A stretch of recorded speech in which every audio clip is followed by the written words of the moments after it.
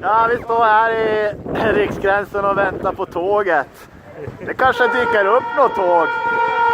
Åh helvete. Hej SJ. Vad är klockan?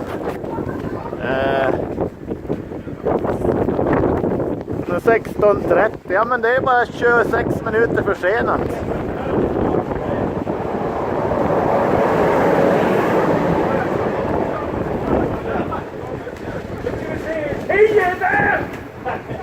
Där! Nej! Då kan man gå igenom. Vad fan gör vi? Det är längst bort, vi kommer aldrig komma dit.